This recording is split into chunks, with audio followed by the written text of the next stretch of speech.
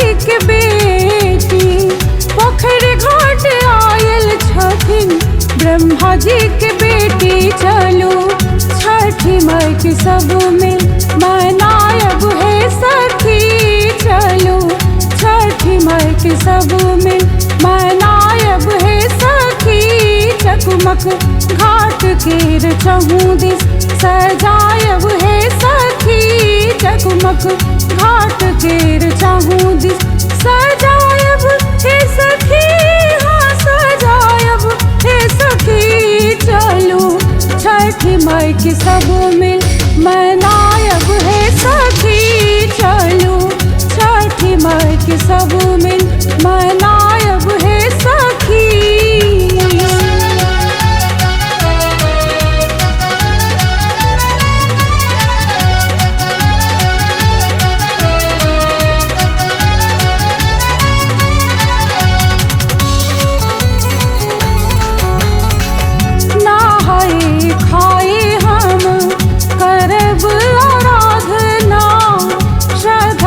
गुहार करबन करबे हम खरना, नहाए खाए हम करब आराधना। श्रद्धा सँ गुहार करबन करबे हम खरना। हुनका भोग के ठकुआ पकायब हे सखी, हुनका भोग के ठकुआ पकायब हे सखी। चलो छठी माई के सब में मनायब है सखी, चलो छठी माई के सब में मनायब है सखी।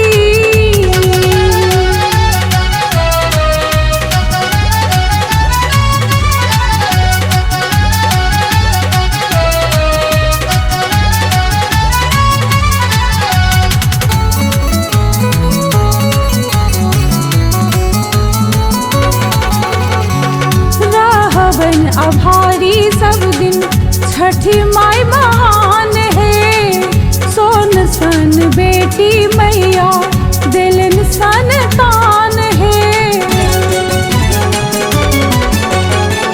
रहबन आभारी सब दिन छठी माई महान है, सोन सन बेटी मैया दिलन संतान है।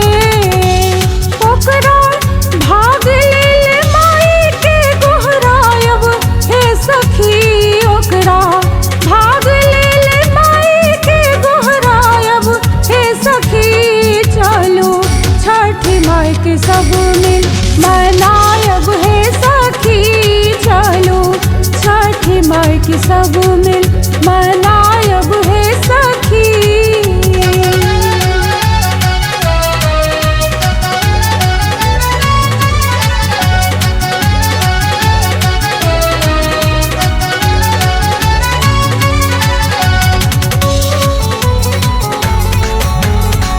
प्रथम अर्घ देवन हम दीनानाथ के, दोसर अर्घ है सखी उगित आदित्य के।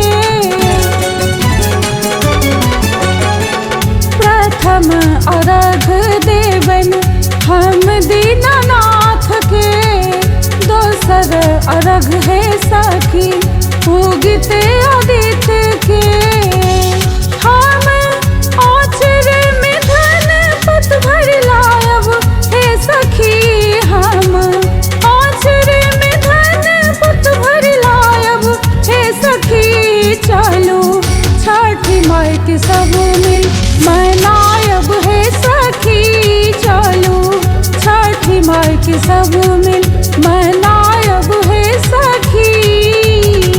पोखर घाट आयल छथिन ब्रह्मा जी के बेटी, पोखर घाट आयल छथिन ब्रह्मा जी के बेटी। चलो छठी माई के सब में मनायब है सखी, चलो छठी माई के सब में मनायब है सखी।